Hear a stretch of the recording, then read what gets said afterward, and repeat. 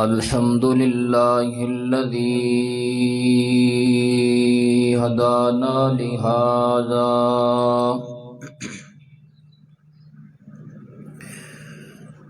لهذا وما كنا لنهتدي لولا أن هدانا الله. الحمد لله الذي لم يتخذ ولدا ولم يكن له شريك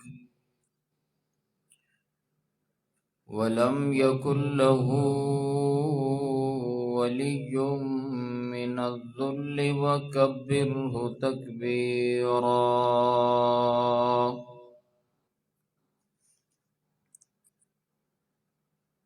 الحمد لله الذي أنزل على عبده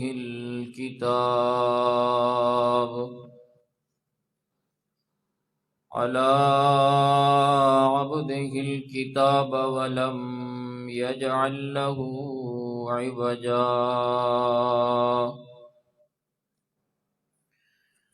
أشهد أن لا إله إلا الله وحده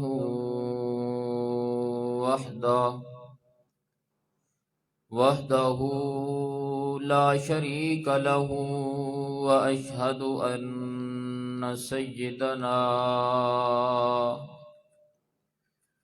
وأشهد أن سيدنا ومولانا محمدا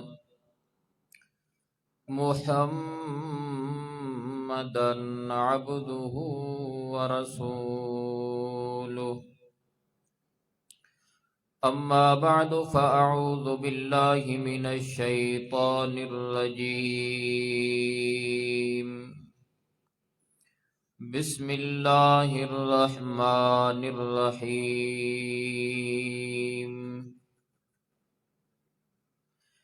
ولا تدع من دون الله ما لا ينفعك ولا يضرك فإن فعلت فإنك إذا من الظالمين. وإن يمسسك الله بضر فلا كاشف له إلا هو وإن يردك بخير فلا راد لفضله يصيب به من يشاء من عباده وهو الغفور الرحيم. سبحان ربك رب العزة عما يصفون وسلام على المرسلين والحمد لله رب العالمين.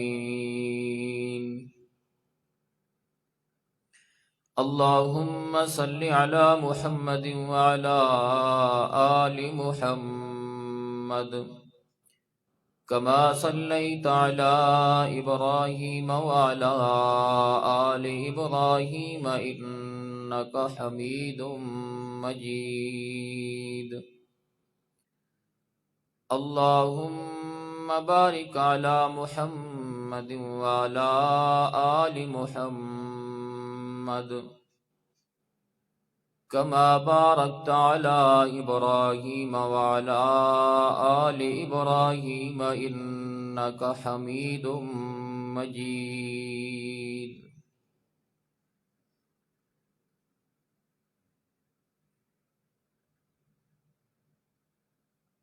اللہ رب العزت ہی کی مہربانی اور اس کی توفیق سے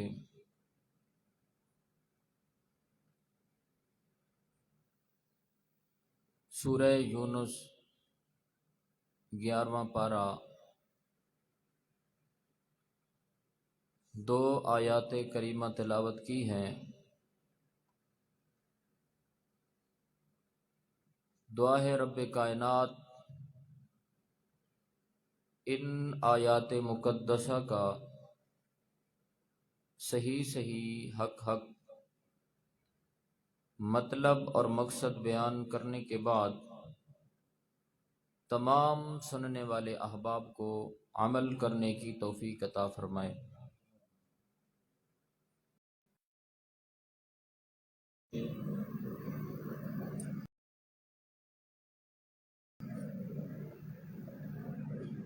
قرآن مقدس کے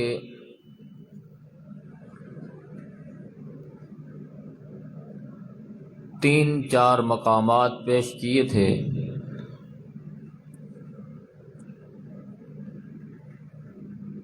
جن مقامات کے اندر لفظ استعمال ہوا من دون اللہ کا،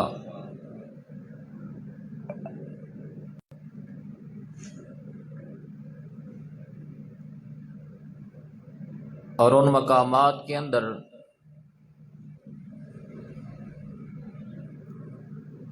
واضح پتہ چلتا تھا کہ قرآن مقدس کے اندر من دون اللہ سے مراد کیا صرف بت ہیں یا انبیاء، فرشتے اور جن وغیرہ بھی ہیں؟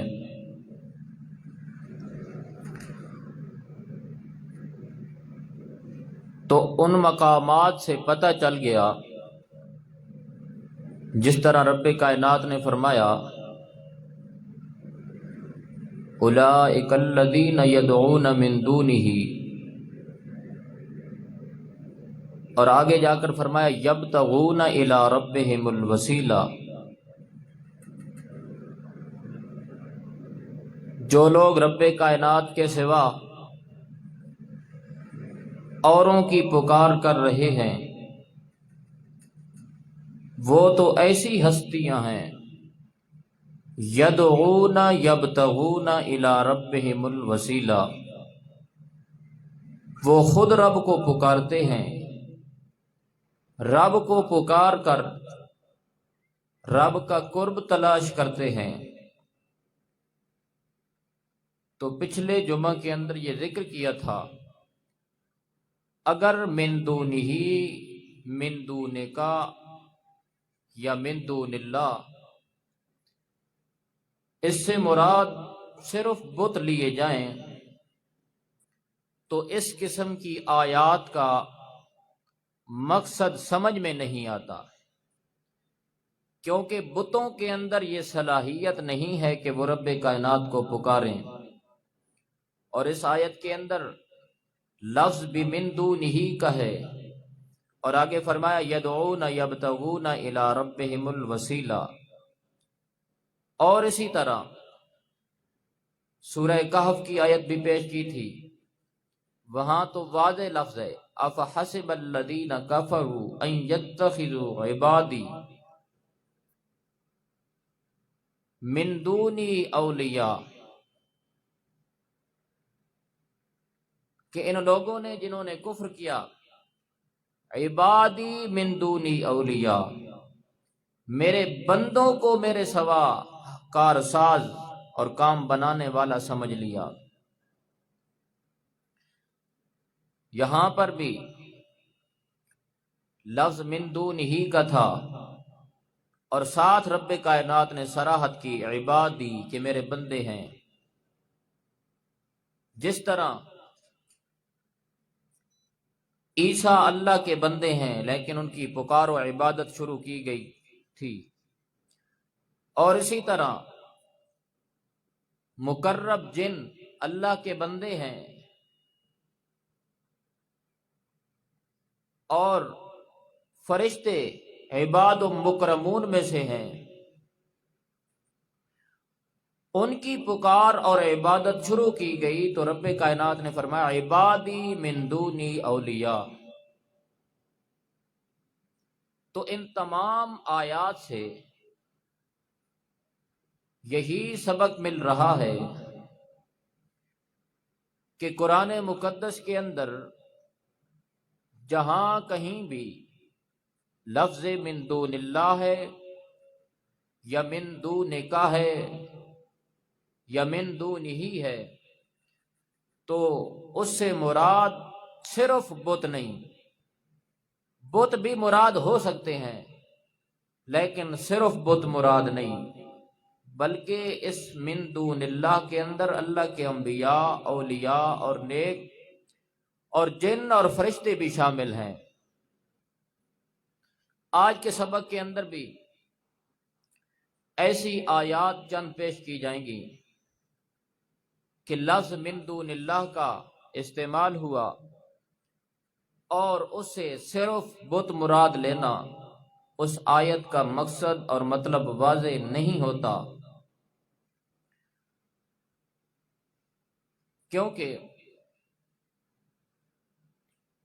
بعض تو لیکن میں تو اس کی پکار اور عبادت کرتا ہوں، اب بھی کرتا ہوں، بعد کے اندر بھی کرتا رہوں گا، اس ذات کی جس نے تمہیں موت دینی ہے۔ میں تو اپنے رب اور اپنے اللہ کی عبادت کے اندر مشغول رہوں گا۔ البتہ تو آگے کیا فرمایا؟ میرے محبوب پیغمبر، لا تدعو، نہ پکارنا، نہ عبادت کرنا، من دون اللہ، اللہ کے سوا، اللہ کے نیچے نیچے، نہ کسی نبی کی پکار اور عبادت کرنا، نہ کسی ولی کی پکار اور عبادت کرنا، ما لا ينفعك ولا يضرك، ما لا ينفعك، اس کی عبادت اور پکار نہ کرنا جو آپ کو نہ نفع دے سکے، ولا یضرک، اور نہ آپ سے نقصان کو دور کر سکے۔ ان ہستیوں کی عبادت اور پکار نہ کرنا جو نفع کے مالک بھی نہیں ہیں، جو نقصان کے مالک بھی نہیں ہیں۔ اسی آیت کے تحت ان حضرات کا مفسر جو کہتے ہیں کہ من دون اللہ سے صرف بت مراد ہوتے ہیں، جہاں بھی رب کائنات نے من دون اللہ کا لفظ استعمال کیا وہاں صرف بت مراد ہوتے ہیں۔ ان کے مفسر بھی یہی کہہ رہے ہیں کہ آپ علیہ السلام نے حضرت عبداللہ ابن عباس رضی اللہ تعالیٰ عنہ کو نصیحت کی کہ ہر طرح کی مدد کی خواہش اللہ کے سامنے رکھنا، جس چیز کی بھی تمہیں ضرورت پڑ جائے اس کی خواہش اللہ کے سامنے رکھنا، کیونکہ اللہ کے سوا تمہیں کوئی نفع نہیں دے سکتا، اور اسی طرح رب کائنات کے سوا تجھ سے کوئی نقصان دور نہیں کر سکتا۔ اس آیت کا یہی مطلب ہے کہ حضرت عبداللہ ابن عباس کو اللہ کے محبوب پیغمبر نے نصیحت کی تھی، اور اسی طرح ایک اور مفسر ان کے یہ بھی لکھتے ہیں کہ عبادت اور دعا صرف اللہ کی توجہ، عبادت اور دعا کے لیے صرف اللہ کی طرف متوجہ ہونا واجب اور ضروری ہے۔ اگر اللہ کی طرف سے توجہ ہٹ جائے دعا کے اندر، اگر اللہ کی طرف سے توجہ ہٹ جائے عبادت کے اندر، تو وہ کہتے ہیں کہ یہ مشرکین کا سا کام ہے۔ اللہ سے توجہ ہٹانا یہ مومنوں کا کام نہیں بلکہ مشرکین کا کام ہے۔ یہ بھی انہی حضرات کے مفسر کہہ رہے ہیں، اسی آیت کے تحت کہہ رہے ہیں، کیونکہ رب کائنات نے فرمایا لا تدع من دون اللہ، میرے محبوب پیغمبر نہ پکارنا ان ہستیوں کو اللہ کے سوا جو نہ نفع دے سکتے ہیں نہ نقصان دے سکتے ہیں۔ فَإِن فَعَلْتَ، اگر تو نے ایسا کیا، کیا کیا؟ رب کو چھوڑ کر اوروں کی طرف اپنی توجہ کر دی، رب کائنات کو چھوڑ کر انبیاء کی پکار شروع کر دی، رب کائنات کو چھوڑ کر اولیاء کی پکار شروع کر دی، رب کائنات کو چھوڑ کر جنوں کی پکار شروع کر دی، رب کائنات کو چھوڑ کر فرشتوں کی عبادت اور پکار شروع کر دی۔ فَإِن فَعَلْتَ، پس اگر اس طرح کیا تو نے فَإِنَّكَ إِذًا مِّنَ الظَّالِمِينَ، بے شک آپ ہو جائیں گے اس وقت نا انصاف لوگوں میں سے، کیونکہ شرک انصافی نا انصافی ہے، یہ ظلم ہے۔ نا انصافی اس وجہ سے ہے کہ جو چیز اللہ کا حق ہے وہ اللہ کے ماں سوا اوروں کو دینا ہے، جو چیز اللہ کا حق ہے وہ انبیاء کو دینا ہے، جو چیز اللہ کا حق ہے وہ اولیاء کو دینا ہے، جو چیز غیر محل کے اندر رکھ دی جائے، جس چیز کا جو مقام ہو اس جگہ سے ہٹا کر دوسری جگہ پہ رکھ دی جائے، یہ ظلم ہوا کرتا ہے۔ فرمایا کہ پکار اور عبادت اس کا مقام، اس کی جگہ یہ اللہ کی ذات ہے کہ پکار کی جائے صرف اللہ کی جائے، عبادت کی جائے صرف اللہ کی جائے۔ اگر اس کو اللہ سے ہٹا دیا جائے گا یہ غیر محل کی طرف چلی جائے گی، یہ ظلم کے اندر تبدیل ہو جائے گی۔ آگے کیا فرمایا؟ وَإِن يَمْسَسْكَ اللَّهُ بِضُرٍّ، کیوں صرف اللہ کی پکار اور عبادت کیوں کرنا؟ اس کی وجہ ذکر کی، فرمایا إِن يَمْسَسْكَ اللَّهُ بِضُرٍّ، اگر آپ کو اللہ کوئی تکلیف دینا چاہیں، فرمایا فَلَا كَاشِفَ لَهُ إِلَّا هُوَ، نہیں ہے کوئی کھولنے والا اس تکلیف کو اللہ کے سوا۔ کوئی اللہ تکلیف دینا چاہیں، کوئی اللہ ضرر دینا چاہیں، کوئی اللہ نقصان دینا چاہیں، رب کائنات کے سوا کوئی ایسی ہستی اور نہیں ہے کہ اس تکلیف اور نقصان کو ہٹا ڈالے۔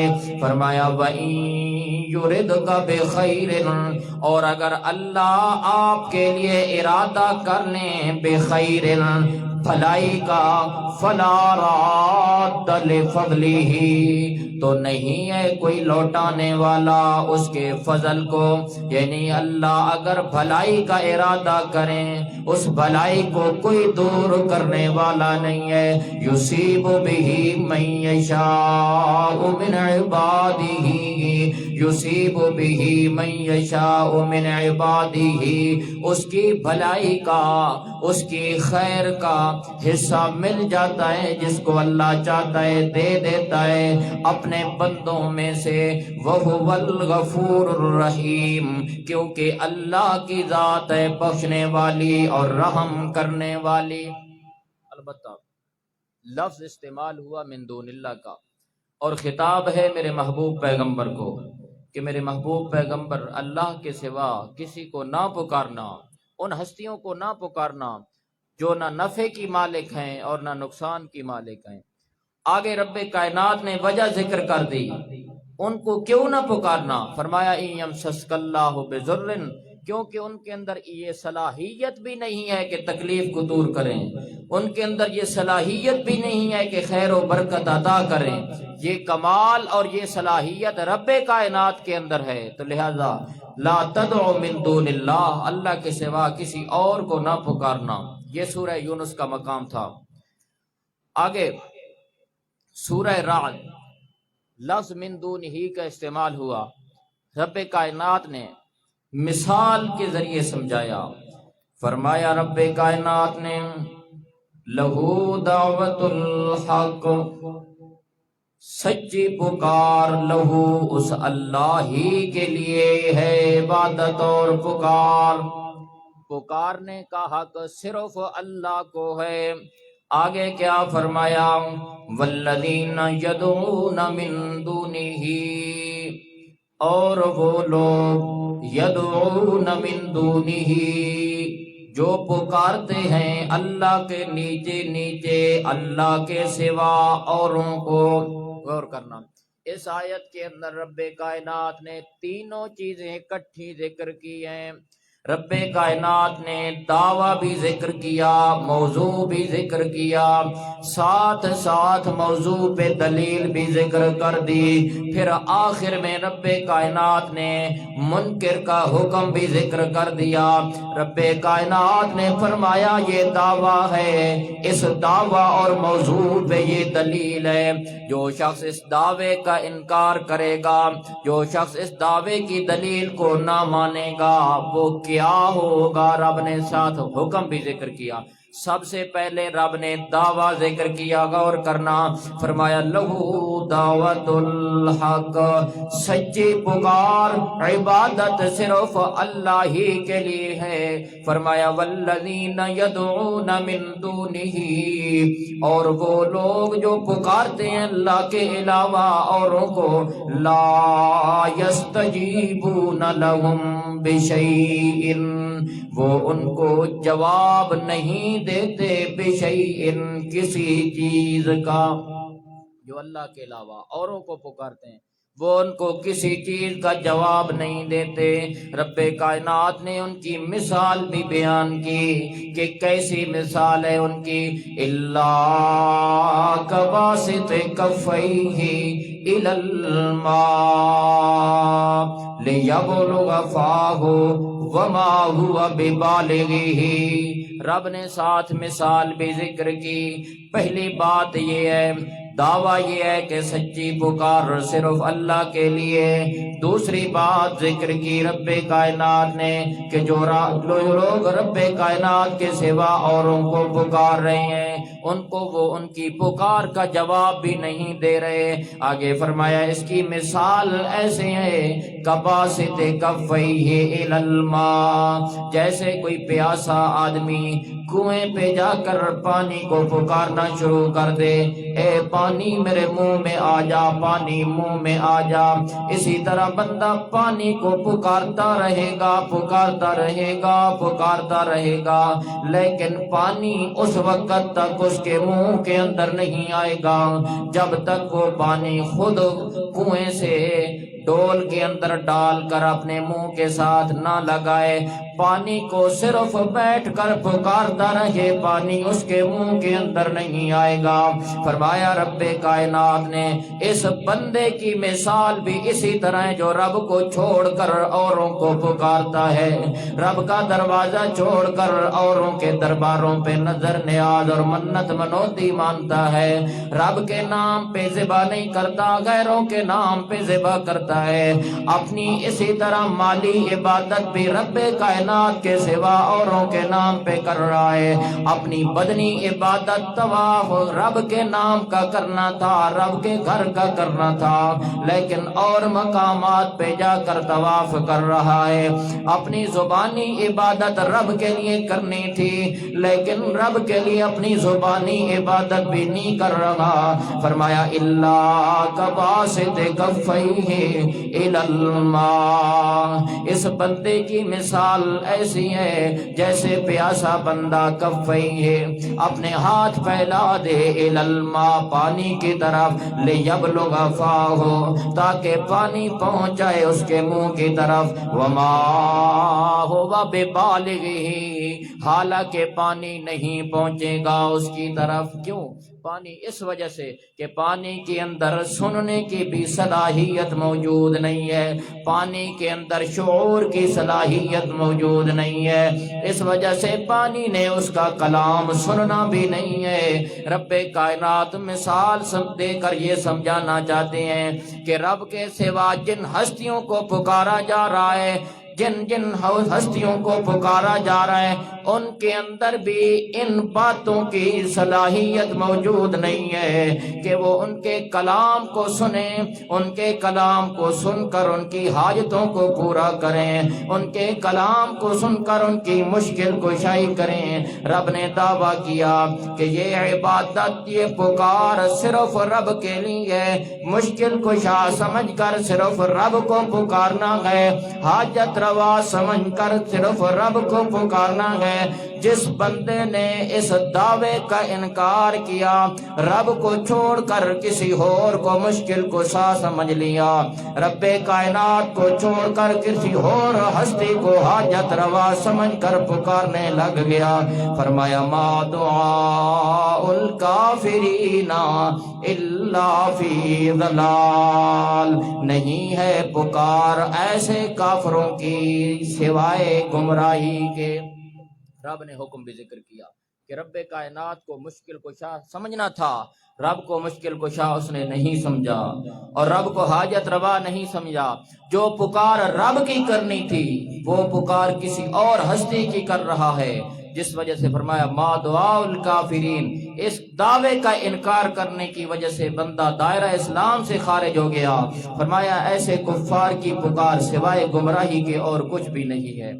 تو البتہ یہاں پر بھی رب کائنات نے ایسے الفاظ اور ایسے کلمات استعمال کیے جن کا تعلق ذوی العقول سے ہے، عقل والی ہستیوں سے ہے۔ بت بھی مراد ہو سکتے ہیں ضمناً، لیکن اصل الفاظ دلالت کر رہے ہیں کہ اس سے مراد ذوی العقول ہستیاں ہیں، انبیاء ہیں، اولیاء ہیں، اور اسی طرح فرشتے اور جن ہیں۔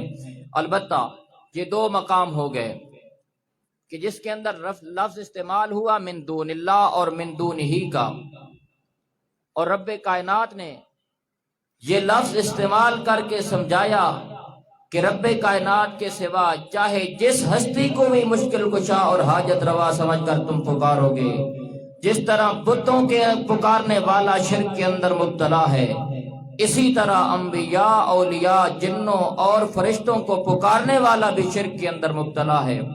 اگلی آیت سورہ نخل کی، فرمایا رب کائنات نے والذین یدعون من دون اللہ، تیسرا مقام ہے قرآن مقدس کا، والذین یدعون من دون اللہ، بے شک وہ لوگ جو پکارتے ہیں اللہ کے سوا، کن کو؟ لا یخلقون، جن ہستیوں کو وہ پکار رہے ہیں ان کے اندر نہیں ہے صلاحیت کس چیز کی؟ لا یخلقون شیئا، کوئی چیز وہ پیدا نہیں کر سکتے، وہم یخلقون، کیونکہ وہ خود پیدا کیے گئے ہیں۔ اب بالکل واضح ہے، لفظ من دون اللہ ہے۔ میرے دوستو، انبیاء بھی پیدا کیے گئے، اسی طرح اولیاء بھی پیدا کیے گئے۔ انبیاء کا خالق بھی اللہ ہے، اولیاء کا خالق اور پیدا کرنے والا بھی اللہ ہے، فرشتوں کو پیدا کرنے والا بھی اللہ ہے، جنوں کو پیدا کرنے والا بھی اللہ ہے۔ یہ تمام کی تمام یہ ہستیاں، یہ مخلوق کے اندر داخل ہیں۔ فرمایا رب کائنات نے لا یخلقون شیئا، یہ لوگ جن کو پکار رہے ہیں یہ کوئی چیز پیدا نہیں کر سکتے۔ کیوں پیدا نہیں کر سکتے؟ وہم یخلقون، کیونکہ خود یہ پیدا کیے گئے ہیں۔ میرے دوستو، بالکل واضح ترجمہ ہے لفظ من دون اللہ کا، اور اس سے مراد اگر بت لے لیے جائیں، ایک تو کلمات اور الفاظ بھی بتا رہے ہیں، ایسے الفاظ رب نے استعمال کیے جو الفاظ ذوی العقول کے لیے ہوتے ہیں، جو الفاظ ان ہستیوں کے لیے ہوتے ہیں جو عقل والی ہستیاں ہوتی ہیں۔ ایک تو الفاظ بھی بتا رہے ہیں، دوسرا لفظ کے المعانی بھی بتا رہے ہیں۔ رب کائنات نے فرمایا اس وجہ سے وہ پیدا نہیں کر سکتے کیونکہ وہ خود پیدا کیے گئے ہیں۔ آگے کیا فرمایا؟ اموات غیر احیاء، رب نے پھر اشارہ کر دیا کہ اس سے مراد صرف بت مراد نہیں ہو سکتے، کیونکہ اگر بت مراد ہوتے صرف بات امواتن پہ بھی پوری ہو جاتی ہے، بلکہ رب کائنات نے ساتھ فرمایا غیر احیاء، یہ زندہ نہیں ہے۔ امواتن کی تردید رب نے غیر احیاء کے ساتھ کی، اس کی مزید وضاحت رب نے غیر احیاء سے کی۔ اس سے بھی معلوم ہو رہا ہے کہ اس سے مراد صرف بت مراد نہیں ہے، بلکہ انبیاء بھی مراد ہو سکتے ہیں، اولیاء اور جن فرشتے بھی مراد ہو سکتے ہیں۔ میرے دوستو، اس کے لیے میں ایک تفسیر کا حوالہ بھی پیش کر دیتا ہوں۔ متعدد مفسرین نے اس سے مراد کیا لیا؟ وہ معبودین، وہ مردے، وہ معبودین مردے بے جان ہیں، وہ معبودین یعنی جن کی عبادت کی جا رہی ہے وہ بے جان ہیں، خواہ دوامن ہو جیسے بت ہمیشہ ہمیشہ مردے ہیں، ابتدا سے ان کے اندر روح آئی نہیں، خواہ دوامن ہو یعنی ہمیشہ ہمیشہ ہو، وہ بھی اس کے اندر آ سکتا ہے، یا فی الحال ہو جیسے کہ جو لوگ مر چکے ہیں وہ بھی اس من دون اللہ کے اندر آ سکتے ہیں، یا فی المعال ہو جو لوگ آگے مریں گے وہ بھی اس من دون اللہ کے اندر آ سکتے ہیں، فی المعال ہو جیسا کہ فرشتے بعد کے اندر ان پہ موت آئے گی، اسی طرح بعض جن بعد کے اندر ان پہ موت آئے گی، اسی طرح حضرت عیسیٰ علیہ السلام بعد کے اندر ان پہ موت آئے گی۔ یہ تمام کی تمام ہستیاں، یہ مفسرین مانا کر رہے ہیں کہ اس من دون اللہ کے اندر ہر ہستیاں ہو سکتی ہیں، بت بھی مراد ہو سکتے ہیں، جو لوگ مر چکے ہیں چاہے انبیاء ہیں، فوت ہو چکے ہیں وہ بھی مراد ہو سکتے ہیں، اور اسی طرح وہ مراد بھی ہو سکتے ہیں جو ابھی نہیں فوت ہوئے، جن فرشتے حضرت عیسیٰ علیہ السلام ہیں، یہ تمام کے تمام اس سے مراد ہو سکتے ہیں۔ فرمایا اموات غیر احیاء وما یشعرون ایان یبعثون۔ یہ لفظ بھی واضح دلالت کر رہے ہیں کہ اس سے مراد صرف بت مراد نہیں، ما یشعرون ان کو نہیں پتا، ان کو نہیں شعور، ایان یبعثون کہ ہم کب زندہ کر کے اٹھائے جائیں گے۔ زندہ کر کے اٹھایا جانا یہ بتوں کا کام نہیں، بلکہ زندہ کر کے رب انسانوں کو اٹھائیں گے، زندہ کر کے رب جنوں کو اٹھائیں گے۔ تو رب کائنات یہاں سے بے اشارہ کر رہے ہیں کہ اس من دون اللہ کے اندر انبیاء بھی شامل، اس من دون اللہ کے اندر اولیاء بھی شامل، اس من دون اللہ کے اندر فرشتے بھی شامل ہیں، کیونکہ انبیاء نے قیامت کے دن زندہ کر کے اٹھایا جانا ہے، فرشتے اسی طرح جنوں نے قیامت کے دن زندہ کر کے اٹھایا جانا ہے، اولیاء نے قیامت کے دن زندہ ہو کر اٹھنا ہے۔ تو لہذا واضح معلوم ہو رہا ہے ما یشعرون نہیں پتا ان کو، نہیں شعور ان کو، ایان یبعثون کہ دوبارہ ہم کب زندہ کر کے اٹھائے جائیں گے۔ البتہ 3 مقامات ہو گئے ہیں جن مقامات سے واضح اشارہ مل رہا ہے کہ قرآن مقدس کے اندر جو لفظ استعمال ہوتا ہے من دون اللہ کا، اس سے مراد صرف بت نہیں ہوتے، بلکہ اس سے مراد انبیاء، فرشتے، جن وغیرہ ہو سکتے ہیں۔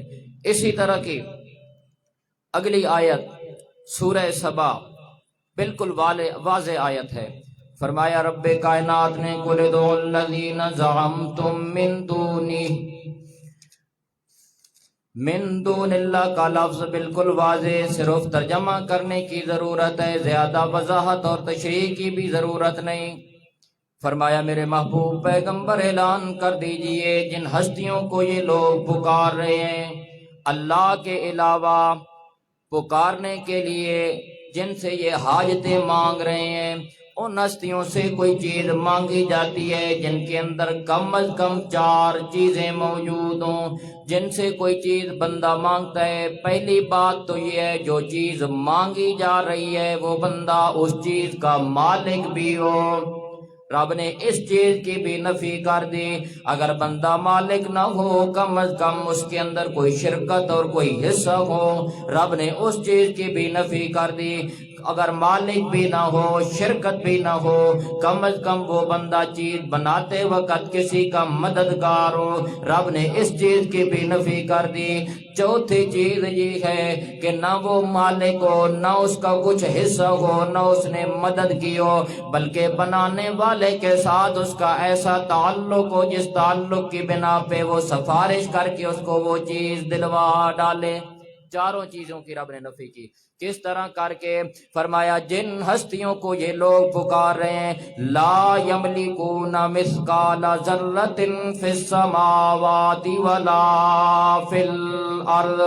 پہلی بات یہ ہے لا یملکون، نہیں ہے وہ مالک، مثقال ذرۃ، ایک ذرے کے بھی، جو آسمانوں میں ہے اور جو زمین میں ہے۔ زمین والی کی بھی ذرہ برابر یہ مالک نہیں، آسمانوں والوں کے بھی ذرہ برابر مالک نہیں۔ پکار کے لائق تو تب ہوتے جو یہ مالک ہوتے، حاجت روا تب ہوتے اگر یہ مالک ہوتے۔ فرمایا لا یملکون مثقال ذرۃ فی السماوات ولا فی الارض، زمین کے مالک بھی نہیں، آسمان کے مالک بھی نہیں، جو کوئی زمین و آسمان کے درمیان ہے اس کے بھی مالک نہیں۔ یہ حاجت روا اور مشکل کشا کس طرح ہو سکتے ہیں؟ پہلی چیز کی نفی۔ دوسری چیز کی نفی، فرمایا ما لہم فیہما من شرک، اس زمین و آسمان کے اندر ان ہستیوں کو کوئی حصہ اور کوئی شرکت بھی نہیں ہے۔ کہ رب کائنات نے جس وقت زمین و آسمان کو بنایا ہو، ان کو ساتھ شریک بنایا ہو، حصے دار بنائے ہو، فرمایا نہیں، ما لہم فیہما من شرک، ان زمین و آسمان کے اندر ان کا کوئی حصہ اور ان کی کوئی شرکت بھی نہیں ہے۔ آگے کیا فرمایا؟ ما لہو منہم من ظہیر، زمین و آسمان کے بناتے وقت یہ کوئی مددگار بھی نہیں تھے۔ کہ رب کائنات نے جس وقت زمین و آسمان کو بنایا ہو انہوں نے کوئی امداد کی ہو، فرمایا نہ انہوں نے کوئی امداد بھی نہیں کی، یہ اس وقت کوئی مددگار بھی نہیں رہے۔ تین چیزوں کی نفی ہوگی۔ فرمایا لا یملکون مثقال ذرہ، پہلی بات تو یہ ہے کسی چیز کے مالک نہیں۔ فرمایا فیہما من شرک، دوسری بات یہ ہے کہ اس کے اندر ان کا کچھ حصہ بھی نہیں ہے۔ آگے فرمایا ما لہو منہم من ظہیر، تیسری بات یہ ہے کہ انہوں نے کوئی مدد بھی نہیں کی۔ چوتھی بات فرمایا لا تنفع الشفاعۃ عندہ الا لمن اذن له، لا تنفع الشفاعۃ، پہلی بات ٹھیک ہے مان لی یہ مالک تو نہیں ہے، دوسری بات بھی مان لی ان کا کچھ حصہ بھی نہیں ہے، تیسری بات بھی انہوں نے مان لی ٹھیک انہوں نے مدد بھی نہیں کی۔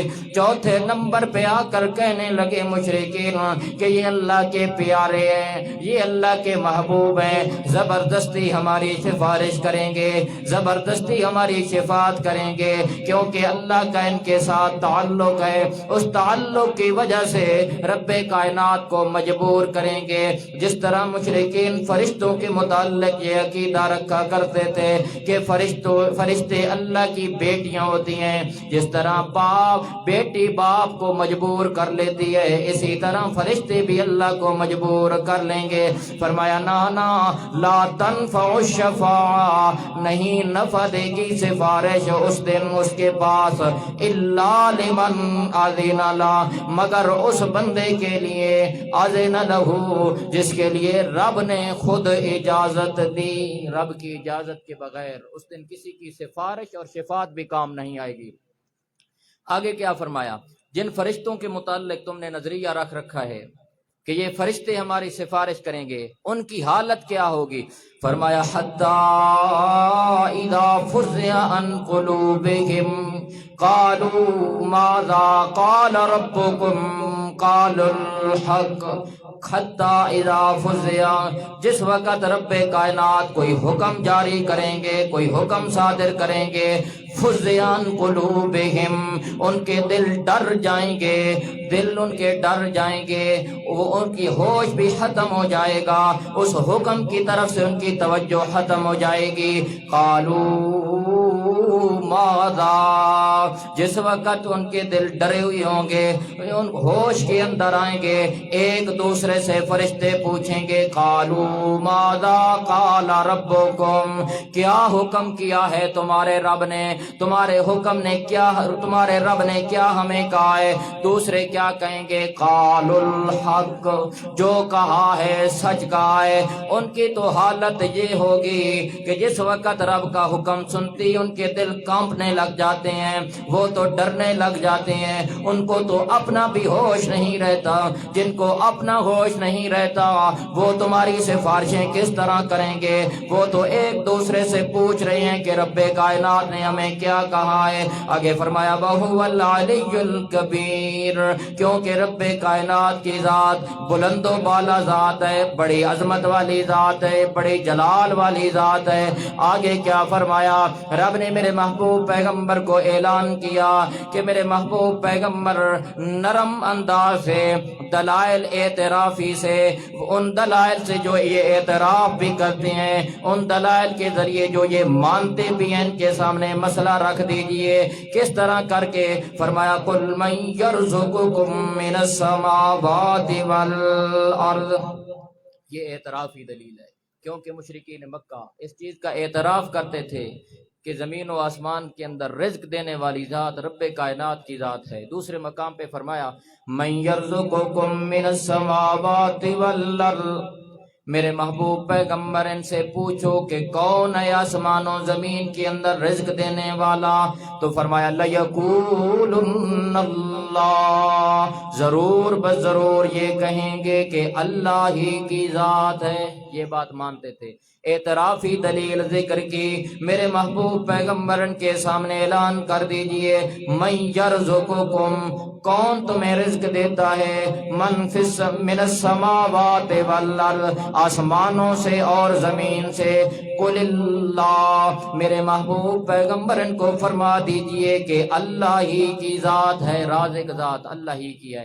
آگے کیا فرمایا وَإِنَّا أَوْ إِيَّاكُمْ لَعَلَىٰ هُدًى، اللہ کے محبوب پیغمبر ہیں، پیغمبر جو بھی ہوتا ہے یقیناً ہدایت ہی پر ہوتا ہے۔ پیغمبر ہوتا بھی وہی ہے جو ہدایت پر ہو۔ پیغمبر تو ہادی بن کر آتا ہے، لوگوں کو بھی ہدایت کا سبق دیتا ہے۔ لیکن میرے دوستو قرآن کے الفاظ پہ غور کرو نا کہ پیغمبر کا طریقہ تبلیغ کیا تھا، انداز تبلیغ کیا تھا، انداز واعظ کیا تھا۔ مشرکین کو واعظ کر رہے ہیں میرے محبوب پیغمبر، اور کس انداز کے اندر واعظ کر رہے ہیں؟ فرمایا وَإِنَّا أَوْ إِيَّاكُمْ لَعَلَىٰ هُدًى، کہ میں او ایاکم، یا تم لعلیٰ ہدًى، ہدایت پر ہو۔ حالانکہ پیغمبر ہدایت پر ہے، لیکن ان کو سمجھانے کے لیے محبوب پیغمبر نے یہ بات کی وَإِنَّا، میں او ایاکم، یا تم لعلیٰ ہدًى، کیا مطلب؟ یعنی میں ہدایت پر ہوں یا تم ہدایت پر ہو، او فی ضلال مبین، یا میں گمراہی کے اندر ہوں یا تم گمراہی کے اندر ہو۔ یہ بات کرنے کے بعد کہ میں نے اعترافی دلیل ذکر کی ہے، بالکل واضح دلیل ذکر کی ہے، اس کے باوجود تم نہیں سمجھ رہے، پتہ نہیں میں ہدایت کے اندر ہوں یا تم ہدایت کا اور گمراہی کے اندر ہو۔ میرے محبوب پیغمبر نے محض نرم انداز کے لیے یہ بات کی، مسئلہ تو بالکل واضح تھا، مسئلہ تو بالکل واضح تھا، لیکن ان کو سمجھانا چاہتے تھے۔ آگے کیا فرمایا؟ پھر آگے جرم کی نسبت میرے محبوب پیغمبر نے ان کی طرف نہیں کی، بلکہ کیا سمجھانا چاہتے ہیں میرے محبوب پیغمبر کہ واعظ کو چاہیے، تبلیغ کرنے والے کو چاہیے، داعی اور دعوت دینے والے کو چاہیے کہ جس وقت مخالفین کے سامنے اپنا دعویٰ رکھے تو نرم انداز کے اندر اپنا دعویٰ رکھے، تاکہ مخالفین کے سامنے یہ صلاحیت موجود ہو، مخالفین وہ اس کا دعویٰ سن کر اس کا دل یہ تسلیم کرے کہ یہ دعویٰ جھوٹا دعویٰ نہیں ہے بلکہ یہ دعویٰ سچا ہے۔ آگے کیا فرمایا؟ پہلے بھی میرے محبوب پیغمبر میں نرم انداز کے اندر کیا کہا، انا ایاکم، کہ میں ہدایت پر ہوں یا تم ہدایت پر ہو۔ آگے فرمایا کل میرے محبوب پیغمبر اور نرم انداز کے اندر نہیں کہو، لا تسألون اما اجرمنا، لا تسألون، میری بات تو ماننے کے لیے تم تیار نہیں ہو، رب کی وحدانیت ماننے کے لیے تم تیار نہیں ہو، میری بات سن لو، لا تسألون عما اجرمنا، میں تم سے کوئی لڑائی کرنے کے لیے نہیں آیا، تم سے کوئی جھگڑا کرنے کے لیے نہیں آیا، میری بات سن لو، میرا پیغام سن لو، اگر نہیں مانتے لا تسألون، نہیں تم سے پوچھا جائے گا، اما اجرمنا، ان چیزوں کے بارے میں جو ہم نے جرم کیا۔ محبوب پیغمبر نے نسبت اپنی طرف کی ان کو سمجھانے کے لیے، اس طرح ڈائریکٹ نہیں کہا کہ تم شرک کے اندر مبتلا ہو، اور شرک کے اندر جو مبتلا ہو، شرک والی جو آپ کی غلطی ہے، اس غلطی کے بارے میں ہم سے نہیں پوچھا جائے گا، بلکہ اس طرح نہیں فرمایا، لا تسألون، تم سے نہیں پوچھا جائے گا، اما اجرمنا، ہمارے جرموں کے بارے میں، حالانکہ پیغمبر سے تو کوئی جرم صادر بھی نہیں ہوتا، محض ان کو سمجھانے کے لیے کہہ رہے ہیں۔ اسی طرح سورہ یاسین کے اندر ایک شخص کا واقعہ ذکر کیا گیا ہے، قوم والے، برادری والے بڑا تشدد کر رہے ہیں، سختی کر رہے ہیں، لیکن اس کے باوجود وہ جو بھی بات کرتا ہے اپنی طرف پھیر کے کرتا ہے، مالی لا اعبد الذی فطرنی والیہ ترجعون، مالی لا اعبد الذی، حالانکہ وہ شرک کے اندر مبتلا تھے، قوم والے شرک کے اندر مبتلا تھے، وہ تو شرک سے توبہ طائب ہو کر آ گیا تھا، وہ تو رب کی وحدانیت ماننے والا تھا، لیکن اس کے باوجود نسبت اپنی طرف کر کے کہتا ہے، مالی لا اعبد الذی فطرنی، اس طرح نہیں کہا کہ تمہیں کیا ہو گیا ہے کہ تم رب کی عبادت نہیں کرتے، غیروں کی عبادت کرتے ہو، بلکہ وہ کہہ رہا تھا، مالی لا اعبد الذی، مجھے کیا ہو گیا ہے کہ نہ میں عبادت کروں اس ذات کی، اس ہستی کی جس نے مجھے پیدا کیا ہے۔ یہ ایک سمجھانے کا انداز ہے کہ بات بندہ اپنی طرف لوٹا کے دوسرے کو بات سمجھائے، لیکن یہ طریقہ آج ہمارے اندر نہیں رہا، بلکہ جب بھی ہم تقریر اور وعظ کرتے ہیں تساں کر کے کرتے ہیں، نتیجہ کیا نکلتا ہے؟ ہم عوام کو بھی لڑاتے ہیں، آپ بھی لڑتے رہتے ہیں سٹیج پہ، نتیجتاً عوام پہ اثر بھی یہی ہوتا ہے، 5 منٹ ہماری تقریر کا اثر نہیں ہوتا۔ اس کی وجہ یہی ہے کہ ہمارا انداز درست نہیں، ہم نے لوگوں کو صرف لڑانے والی تقریریں سنانی ہیں۔ البتہ قُل لَا تُسْأَلُونَ عَمَّا اجرمنا، پیغمبر یہ بات کر رہا ہے، لا تسألون عما اجرمنا، نہ پوچھا جائے گا ہمارے جرموں کے بارے میں تم سے، حالانکہ پیغمبر سے تو میرے دوستوں کوئی جرم صادر بھی نہیں ہوتا، لیکن ان کو سمجھانے کے لیے میرے محبوب پیغمبر نے کہا کہ جو ہم نے غلطیاں کی، جو ہم نے جرم کیے، ان جرموں کے بارے میں تم سے نہیں پوچھا جائے گا، ولا نسأل عما تعملون، اب یہاں پر جرم کا ذکر نہیں کیا، آگے فرمایا لا نسأل، اور ہم سے بھی نہیں پوچھا جائے گا، عما تعملون، جو تم عمل کرتے ہو۔ اپنے بات اپنا نمبر آیا تو کہا ہمارے جرموں کے بارے میں تم سے نہیں پوچھا جائے گا، اور جب مشرکین کا نمبر آیا فرمایا لا نسأل، ہم سے نہیں پوچھا جائے گا ان چیزوں کے بارے میں جو تم عمل کرتے ہو۔ اب جرم نہیں کہا، کیونکہ میرے محبوب پیغمبر نرمی سے بات کر رہے ہیں مشرکین کے سامنے، مسئلہ تو بالکل واضح تھا لیکن انداز نرم رکھا میرے محبوب پیغمبر نے۔ آگے کیا فرمایا؟ قُلْ يَجْمَعُ بَيْنَنَا رَبُّنَا ثُمَّ يَفْتَحُ بَيْنَنَا بِالْحَقِّ، میرے محبوب پیغمبر نہیں مانتے تو ان کو فرما دیجئے یجمع بیننا، رب کائنات ہمیں جمع کرے گا، ثم یفتح بیننا بالحق، پھر میدان قیامت ہمارے درمیان حق کو کھول دے گا۔ مانتے ہو تو مان لو، میں تو احسن انداز کے اندر تمہیں سمجھا لیا۔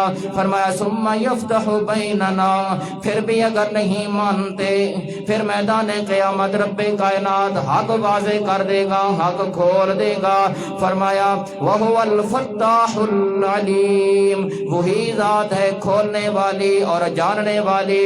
آگے فرمایا قُلْ أَرُونِيَ الَّذِينَ أَلْحَقْتُمْ بِهِ شُرَكَاءَ كَلَّا، جس وقت حق واضح ہو جائے گا میدان قیامت، رب کائنات پھر مشرکین سے پوچھیں گے ارونی ارونی الذین الحقتم بہ شرکاء، جن ہستیوں کو اللہ کے سوا تم پکارتے رہے ہو، جن کو میرا شریک اور میرا سانجی تم نے بنا رکھا تھا، ارونی وہ مجھے دکھاؤ نا وہ کدھر ہیں؟ فرمایا کلا ہرگز نہیں وہ دکھا سکیں گے، بل هو اللہ العزیز الحکیم، وہی ذات ہے غالب ذات ہے اور حکمت والی ذات ہے۔